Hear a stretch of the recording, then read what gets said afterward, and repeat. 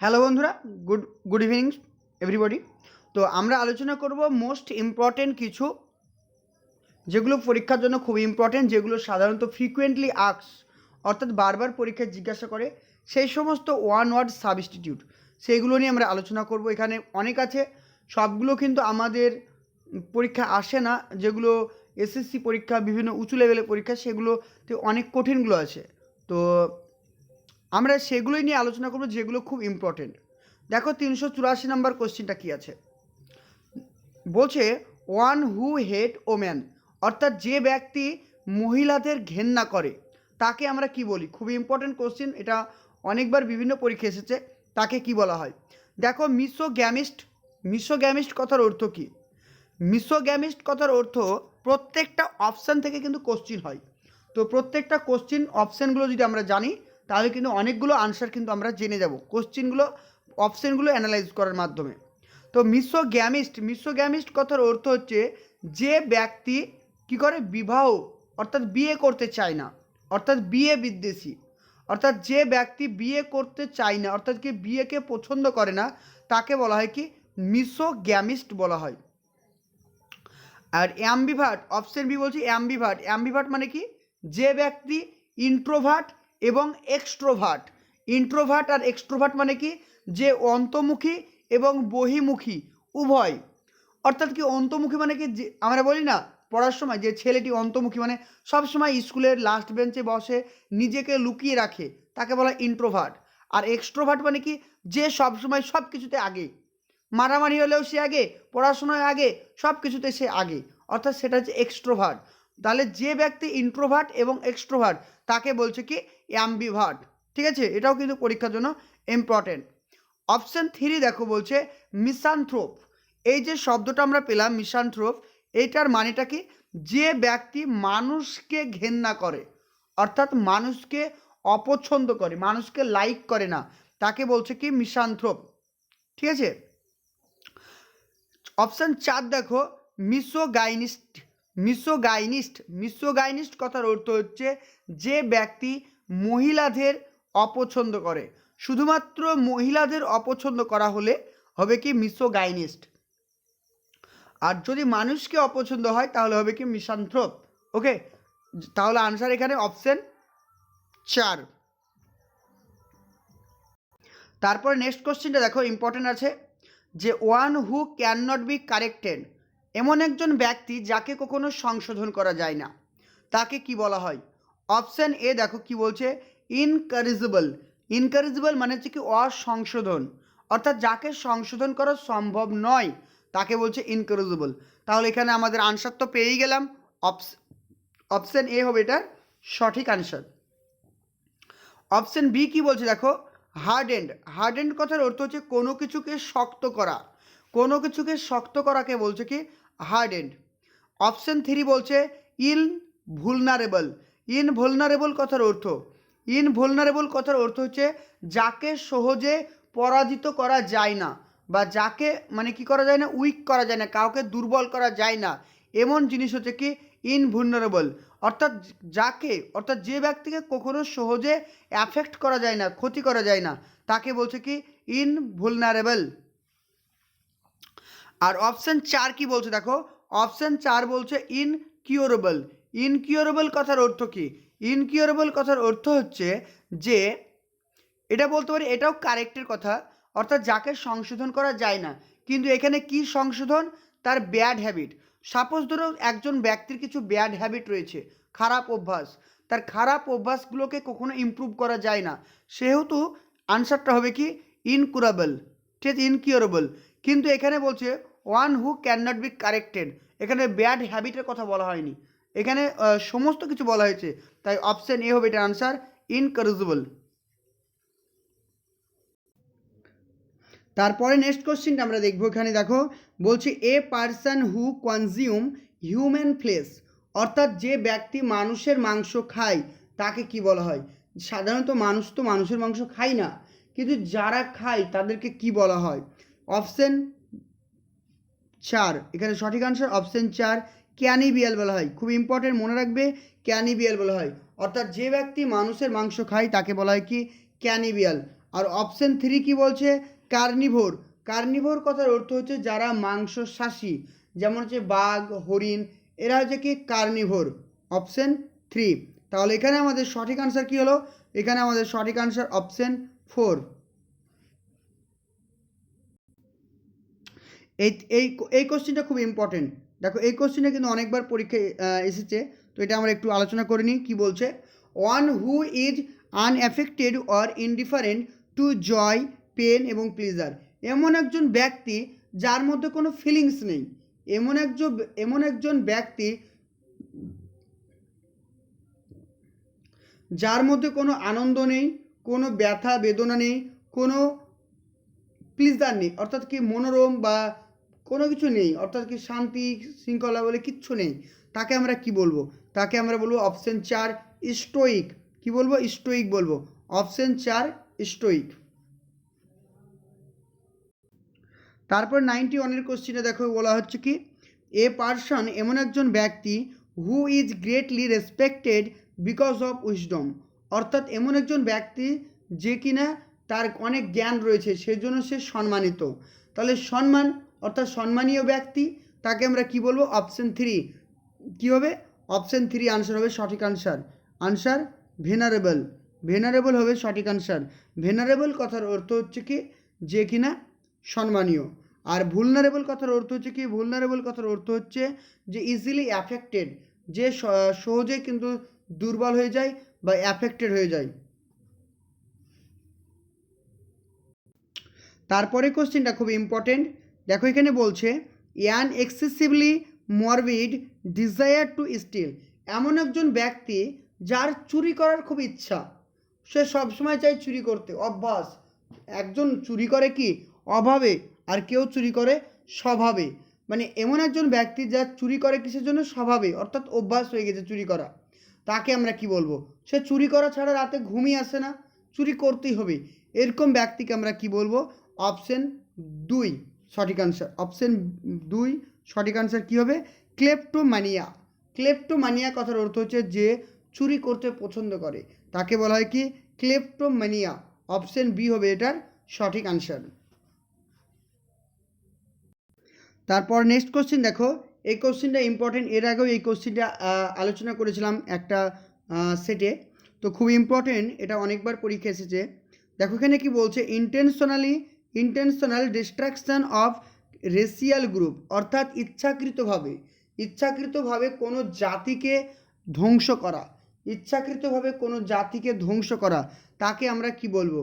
Option A. দেখো এখানে 4টে option কিন্তু খুব ইম্পর্টেন্ট, প্রত্যেকটা অপশন থেকে প্রশ্ন আসার সম্ভাবনা আছে, তাই প্রত্যেকটা অপশনকে ভালোভাবে শোনো। অপশান এ বলছে কি রেজিসাইড। তো রেজিসাইড কথার অর্থ হচ্ছে কোনো রাজা বা রানীকে হত্যা করা, রাজা বা রানীকে হত্যা করাকে কি বলছে, রেজিসাইড। অপশান বি বলছে কি জেনোসাইড।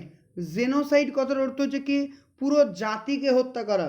মনে রাখবে কি করে, জেনোসাইড থেকে হচ্ছে কি জাতি, অর্থাৎ কোনো জাতি বা কোনো রেসকে হত্যা করা, তাকে বলছে কি জেনোসাইড। অর্থাৎ যেমন ইহুদি জাতি, তো ইহুদি জাতিকে হত্যা করে দিলাম, পুরো ইহুদি জাতিকে ভারত থেকে বিনাশ করে দেওয়া হলো, তাহলে সেটাকে কি বলবো আমরা, জেনোসাইড।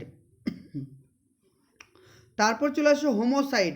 হোমোসাইড কথার অর্থ হচ্ছে কোনো ব্যক্তিকে হত্যা করা, অর্থাৎ কি পার্সোনালি কোনো একজন ব্যক্তিকে হত্যা করা, তাকে বলছে কি হোমোসাইড। আর অপশন 4 কি বলছে, ফ্র্যাট্রিসাইড। ফ্র্যাট্রিসাইড কথার অর্থ হচ্ছে ভাই বা বোনকে হত্যা করা, তাহলে ভাই বা বোনকে হত্যা করাকে কি বলছে, ফ্র্যাট্রিসাইড। তাই এখানে আমাদের সঠিক আনসার কি হবে, সঠিক আনসার অপশন 2 জেনোসাইড। তারপরে নেক্সট কোশ্চেন, খুব ইম্পর্টেন্ট প্রশ্ন এটা। A person specially interested in the study of coin and metal. অর্থাৎ এমন একজন ব্যক্তি যার কি রয়েছে, ইন্টারেস্ট রয়েছে, আগ্রহ রয়েছে কিসের ওপরে, যে কয়েন, অর্থাৎ যে আমরা পয়সা, যে কয়েনের ওপরে স্টাডি করার জন্য, পড়াশোনা করার জন্য বা গবেষণা করার জন্য, তাকে আমরা কি বলবো, অপশন 3 হবে এটার আনসার কি, যে নুমিসমেটিক। কি বলা হয়, নুমিসমেটিস্ট বলা হয়, নুমিসমেটিস্ট বলা হয়। খুবই ইম্পর্টেন্ট প্রশ্ন এটা, মনে রাখবে কি বলা হয়, নুমিসমেটিস্ট বলা হয়। যে ব্যক্তির কয়েনের প্রতি কি রয়েছে, ইন্টেনশন রয়েছে, আগ্রহ রয়েছে, ইন্টারেস্ট রয়েছে তাকে বলা হয় নুমিসমেটিস্ট বলা হয়। অপশন 3 হবে এটার সঠিক আনসার। তারপরের প্রশ্নটা খুব ইম্পর্টেন্ট। এই প্রশ্নটা দেখো কি বলছে, বলছে কি যে অ্যান অ্যাক্ট মানে এমন একটা কাজ of violence to take control of land. তো আমরা তো সিনেমাতে দেখেছি কি হয়, যে সিনেমাগুলো দেখবে পাকিস্তান এবং ভারত সম্পর্কিত সিনেমা, অর্থাৎ কি বিএসএফ আর্মিদের, তো সেই সমস্ত সিনেমাতে এই জিনিসটা আমরা লক্ষ্য করি কি হয়, যে হাইজ্যাক, তো বলা হয় না যে ট্রেন হাইজ্যাক করা হয়েছে বা প্লেন হাইজ্যাক করা হয়েছে। তো সাধারণত প্লেনকে হাইজ্যাক করা হয়, তারপরে কোনো কিছু ডিম্যান্ড করা হয় সরকারের কাছে। তো এটার আনসার হবে কি হাইজ্যাক, অর্থাৎ an act violence to take control কি প্লেন, কোনো একটা প্লেনকে, কোনো একটা দেশের প্লেনকে নিজের আওতায় আনা, নিজের কন্ট্রোলে আনা, সেটাকে কি বলছে, হাইজ্যাক বলছে। অপশন 3 হবে এটার সঠিক আনসার। তারপরে কোশ্চিন খুব ইম্পর্টেন্ট, দেখো বলছে কি ওয়ান হু ইজ পাওয়ারফুল। এই কোশ্চিনটা ওয়ান হু ইজ পাওয়ারফুল অর্থাৎ যে অল পাওয়ারফুল মানে যে সর্বশক্তিমান। One who is all powerful মানে হচ্ছে কি এমন একজন ব্যক্তি বা এমন একজন আছে যে কিন্তু সর্বশক্তিমান, তাকে আমরা কি বলবো। Option A ওমিনিপোটেন্ট। ওমিনিপোটেন্ট কথার অর্থ হচ্ছে কি সর্বশক্তিমান। ওমিনিপোটেন্ট কথার অর্থ সর্বশক্তিমান, তাহলে অপশন এই হবে এটার সঠিক আনসার। অপশন বি কি বলছে, ওমিনিসাইন্ট। ওমিনিসাইন্ট কথার অর্থ হচ্ছে যে সব জানে, অর্থাৎ আমরা বলি না তুই সব জানতাওয়ালা বা তুমি সব জানতাওয়ালা, অর্থাৎ কি তুমি সব জানো, অর্থাৎ যে সব কিছু জানে তাকে কি বলা হয়, ওমিনিসাইন্ট বলা হয়। এই দুটো ইম্পর্টেন্ট, এই দুটো এখান থেকে মনে রাখবে। তারপরে কোশ্চিন খুব ইম্পর্টেন্ট, এখানে বলা হচ্ছে that which can not be believe, অর্থাৎ এমন একটা জিনিস যেটাকে কী করা যায় না, বিশ্বাস করা যায় না। এমন একটা জিনিস যেটাকে কখনো বিশ্বাস করা যায় না, সেটার আনসার কী হবে। অপশান এ বলছে ইনঅডিয়েবল। ইনঅডিয়েবল কথার অর্থ হচ্ছে এমন একটা জিনিস যেটাকে শোনা যায় না, অর্থাৎ কি শোনার যোগ্য না, উপযুক্ত না, সেটা হচ্ছে কি inaudible. Option A. Option B কি বলছে ইনক্রেডিবল। ইনক্রেডিবল কথার অর্থ হচ্ছে কি অবিশ্বাসযোগ্য, যেটাকে বিশ্বাস করা যায় না, সেটাকে বলছে ইনক্রেডিবল। তাহলে এখানে সঠিক আনসার আমরা কি পেলাম, অপশন বি। অপশন বি হবে এটা সঠিক আনসার, ইনক্রেডিবল।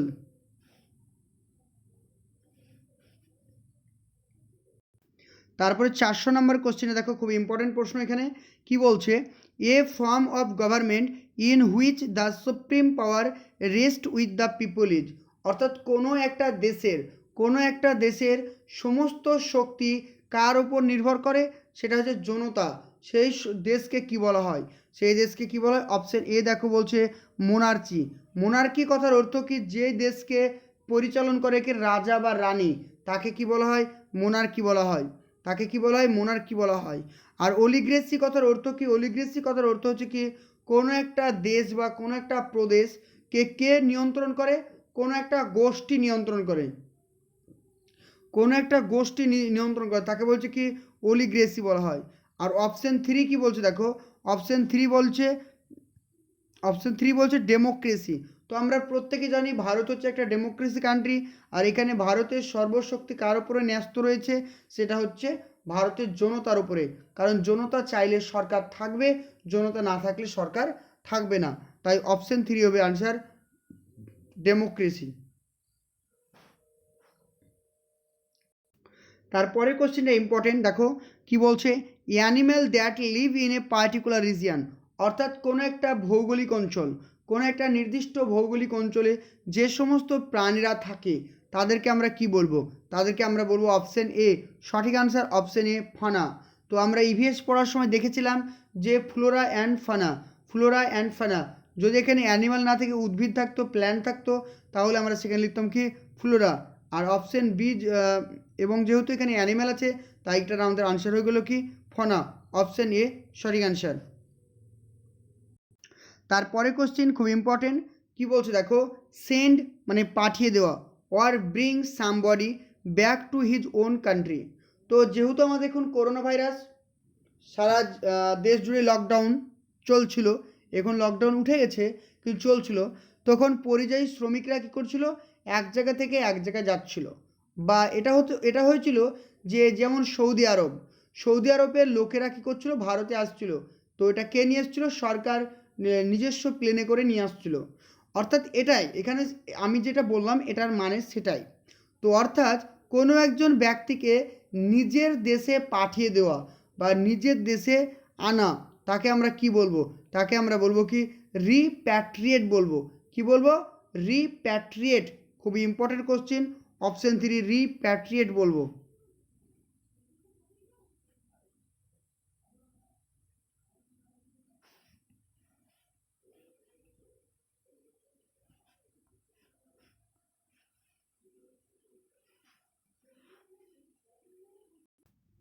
তারপরে নেক্সট কোশ্চেন বলছে more like a woman than than a man in হচ্ছে কি ম্যানার্স অ্যান্ড হ্যাবিট।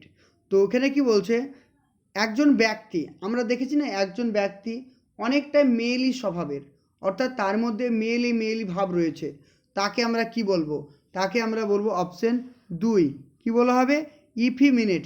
ইফিমিনেট কথার অর্থ হচ্ছে কি মেয়েলি স্বভাবের মানুষ। ইফিমিনেট কথার অর্থ হচ্ছে কি মহিলা স্বভাবের মানুষ। অপশন 2 হবে এটার সঠিক আনসার।